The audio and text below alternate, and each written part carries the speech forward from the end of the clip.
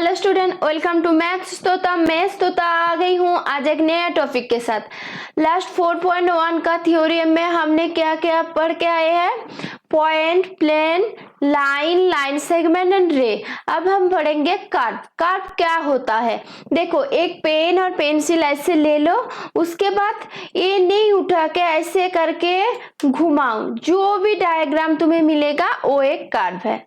Okay, तो curve का definition क्या है? देखो, draw a figure without lifting the pencil and without using a scale, the shapes that you get are called curves. Okay, अब देखो ये कुछ कर्व्स का डायग्राम इधर है।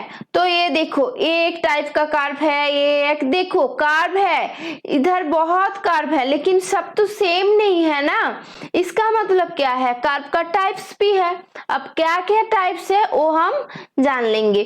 फर्स्ट क्या है? देखो, सिंपल कर्व। सिंपल कर्व क्या होगा? सिंपल कर्व होगा, एक कर्व ड्रॉ करो जो क्रॉस करके नहीं जाएगा, ऐसे करके क्रॉस करके नहीं जाएगा। ओके, इस टाइप का कर्व होगा सिंपल कर्व, ये नहीं होगा।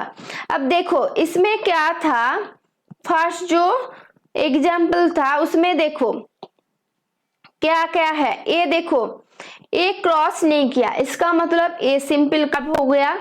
ये भी क्रॉस नहीं किया, ये भी सिंपल कर्व है। देखो, एक क्रॉस किया, ये सिंपल कर्व नहीं होगा। इसने इधर क्रॉस किया, ये सिंपल कर्व नहीं होगा।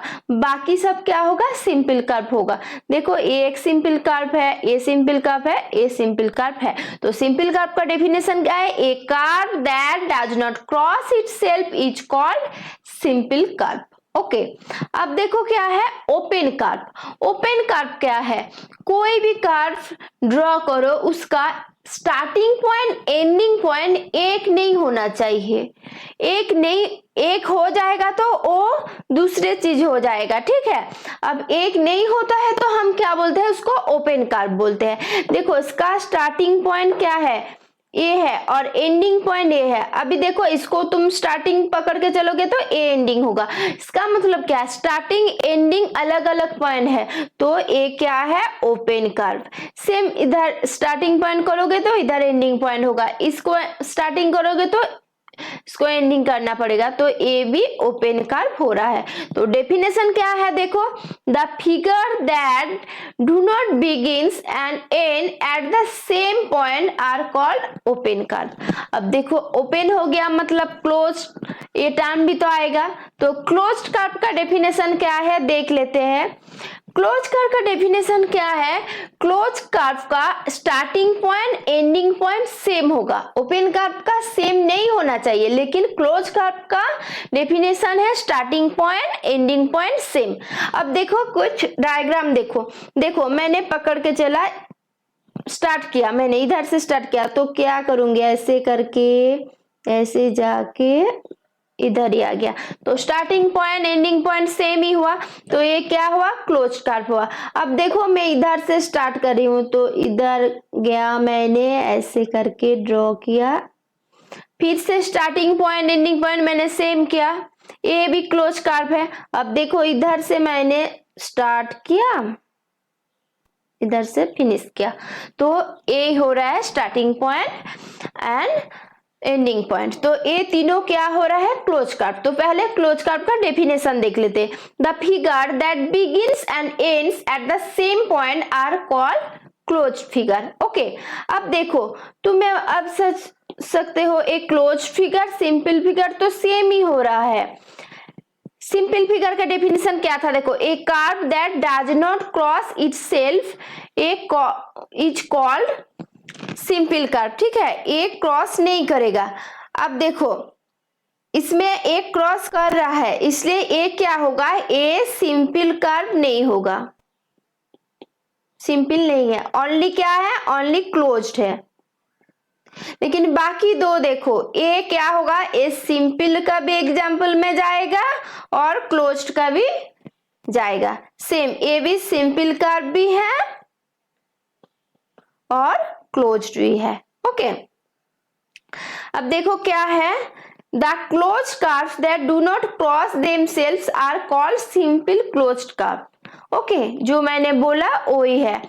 सिंपल कर्व क्या है? The close curve that do not cross themself. ये देखो, ये एक सिंपल कर्व है। ओके, ये देखो क्रॉस नहीं किया है, तो ये क्या हो गया? ए सिंपल क्लोज्ड कर्व हो गया। ओके, ये भी एक सिंपल क्लोज्ड कर्व है, लेकिन ये सिंपल क्लोज्ड कर्व नहीं है। क्यों नहीं है? क्योंकि ये इधर क्रॉस किया है, इसलिए। क्लियर?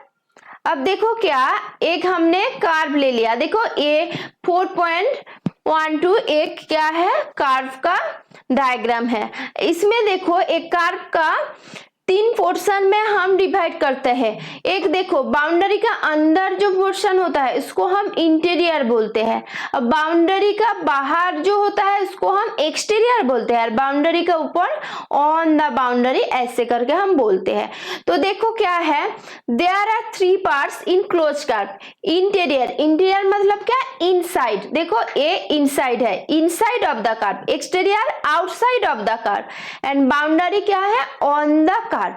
अब देखो ये interior of the curve and boundary, interior boundary एक साथ ऐड करके जब बोलोगे तो क्या बोलोगे? रीजियन ऑफ द कर्व बोलोगे। जब भी तुम बोल रहे हो, क्वेश्चन में देख रहे हो रीजियन ऑफ द कर्व बोल रहा है, इसका मतलब क्या है तुम्हें समझना पड़ेगा।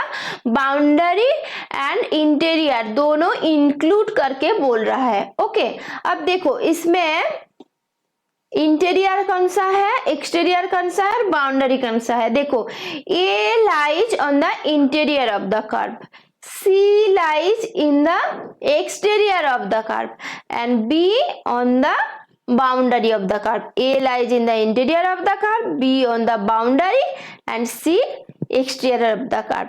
तो मैं कमेंट बॉक्स में डालना, मैं एक दे रही हूं क्वेश्चन। ए है ई पॉइंट, ए है ई पॉइंट, ए है ए पॉइंट एंड ए है जी पॉइंट। तो इसमें रीजियन कौन सा पोर्शन है और एक्सटीरियर पॉइंट कौन सा है वो कमेंट बॉक्स में डालना। इसके साथ हमारा कर्व फिनिश होता है। नेक्स्ट टॉपिक होगा पॉलीगॉन। हम नेक्स्ट वीडियो में पॉलीगॉन क्या है जान लेंगे।